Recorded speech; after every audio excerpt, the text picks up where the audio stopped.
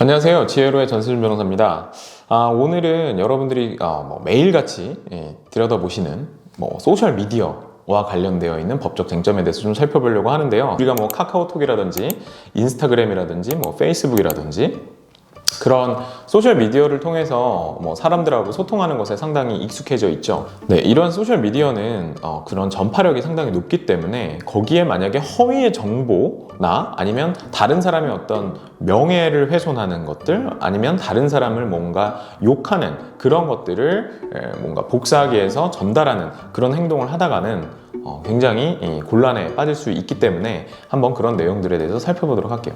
이런 사례가 있었어요. 코로나 확진자, 지금은 코로나가 이제 좀 많이 익숙해져서 그런 코로나 확진자의 동선이라는 것이 사람들한테 그게 어떤 큰 의미가 없었지만 과거에는 그러니까 작년까지만 해도 코로나 확진자가 다녀갔다라는 것만으로도 그 어떤 영업장은 완전 폐쇄가 되거나 사람들이 발길을 끊는 그런 문제가 발생을 했는데 실제로 코로나 확진자가 다녀가지도 않았음에도 불구하고 다녀갔다라는 그런 허위 사실을 뭔가 카카오톡 단체 단톡방이라고 하죠. 거기다가 유포하는 경우, 그런 경우 형사처벌이 될까요? 자, 내가 이거를 사실 확인을 한 건 아닌데 나도 누군가한테 그걸 전달받았고 다른 사람들이 혹시 피해를 볼까봐 나는 그냥 그걸 전달했을 뿐인데 그게 처벌받으면 너무 가혹한 거 아니냐 이런 생각을 하실 수도 있는데 결론부터 말씀드리면 처벌이 됩니다.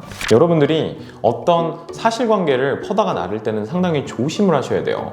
그러니까 누군가가 나에게 카카오톡을 보냈고 뭔가 믿을 만한 사람이라서 난 그 사람이 이렇게 보낸 게 헛소리하는 사람은 아니니까 당연히 사실겠거니 하고 그걸 또 다른 사람한테 전달하고 또 다른 사람한테 전달하고 하다 보면 결국 그게 허위 사실이 계속 유포되는 그런 문제가 발생할 수도 있거든요. 그렇기 때문에 여러분들이 뭔가 그냥 나만 보는 것까지는 괜찮은데 내가 그거를 다른 사람에게 복사하기 위해서 붙여넣기로 전달을 할 경우에는 진짜 이게 사실인지 여부를 한번 체크를 해보셔야 된다. 네, 이런 말씀을 드릴 수 있고요. 자, 그 다음에 이제 대통령 선거가 많이 남지 않았죠.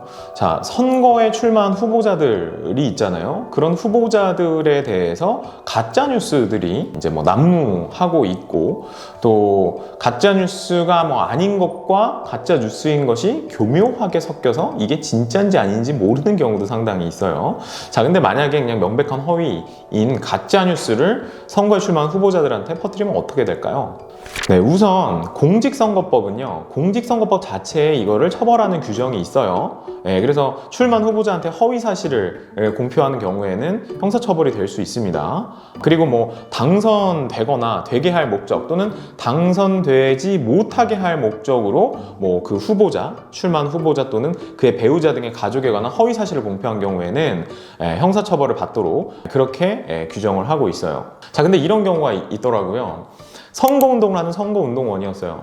그래서 이런저런 사실들을 많이 이제 취합을 하게 되는데 어떤 A라는 사람이 그 선거운동원한테 가짜뉴스를 전달을 해준 거예요. 근데 이 선거운동원은 이 A의 그런 어떤 가짜뉴스라는 걸 모르고 이게 진짜인 줄 알고 A 말만 믿고 그거를 엄청 유포를 했던 거죠. 근데 나중에 알고 보니까 허위 사실이었고 상대방 어떤 후보를 결국에는 비방하는 목적의 어떤 허위 사실을 유포한 그런 상황이 돼버렸어요. 그래서 형사처벌을 받게 됐죠. 그러니까 본인이 팩트 체크를 제대로 하지 않고 그냥 남의 말만 믿고 유포를 하게 되면 그런 문제가 발생을 하게 된단 말이에요. 자, 이런 사안에서 그럼 선거운동원이었던 사람은 자신에게 그 가짜뉴스를 줬던 그 A라는 사람은 가짜뉴스인지 알고 준 거예요. 네, 그런 가정을 했을 때에 A에게 뭔가 소송을 걸거나 법적인 조치를 할 수 있느냐? 결론부터 말씀드리면 할 수 있고요. 법원은 그런 경우에 선거운동원이었고 A라는 사람이 자기가 가짜뉴스를 그 선거운동원한테 주게 되면 그게 유포될 걸 뻔히 알았으면서도 그런 짓을 했기 때문에 민사상 손해배상 책임을 진다. 그래서 뭔가 형사처벌을 받았잖아요, 선거운동원이. 그래서 그 형사처벌을 받았을 때 정신적 고통이 있었을 것이기 때문에 그에 따른 위자료를 지급해야 된다라는 판례가 있습니다. 여러분들 그 게임 같은 거 많이 하시잖아요. 롤이라든지 그 채팅까지 같이 하면서 할 수 있는 그런 것들을 할 때 온갖 욕설이 난무한다고 하는데요. 거기에서 막 욕을 하거나 심지어 심한 경우에는 부모 욕까지 막 나오면서 채팅창에다가 막 그렇게 욕을 도배하는 경우에 그런 경우에도 처벌이 가능할까요? 네, 먼저 거기다 뭐 욕을 하거나 아니면 어떤 뭔가 허위 사실 내지는 뭐 진실한 사실에도 뭔가 비방하는 그런 어떤 글들을 쓰게 되면 모욕죄나 명예훼손죄가 성립이 되게 되는데요. 모욕죄나 명예훼손은 그 성립 조건에 공연성이라는 것을 요구해요. 공연성은 불특정 다수인이 뭔가 그러한 내용을 인식할 수 있도록 하는 상태. 실제로 인식했는지 여부는 상관없어요. 그러니까는 뭐 인터넷에다가 그런 글을, 나쁜 글을 써놓는데 그걸 아무도 조회하지 않았다는 이유만으로 죄가 성립되지 않는 건 아니에요. 그냥 그렇게 인식할 수 있는 상태에 이르면 공연성이 충족이 된다고 해요. 그러니까 사실 그 채팅창에는 여러 명의 그 게임을 하는 사람들이 모여있기 때문에 그냥 불특정 다수의 사람들이 볼 수 있는 상태가 충족됐다고 보고, 또 대법원의 경우에는 한 사람한테만, 다수가 아니라 한 사람한테만 이야기를 했다고 하더라도 그 한 사람이 그 내용을 다른 사람에게 전달할 가능성이 있다면 그런 경우에도 그 한 사람에게 얘기한 경우에도 공연성이 인정된다라고 한 판례가 있어요.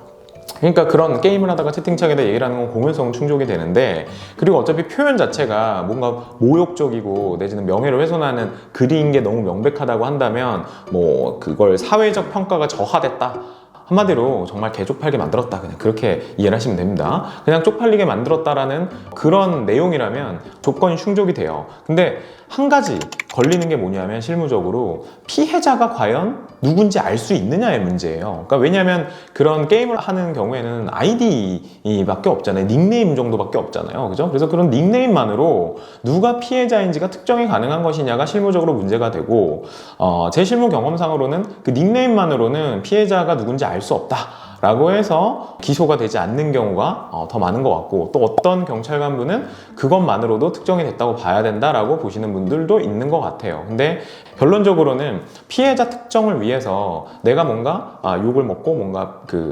비하되었다라고 하면 그 채팅창에다가 본인의 본명을 공개하시고 무슨 동에 사는지 정도까지만, 그래서 내가 누구인지가 좀 어느 정도 이제 특정이 되게끔 하신다면 그런 경우에도 모욕죄나 명예훼손죄가 성립이 된다고 봅니다.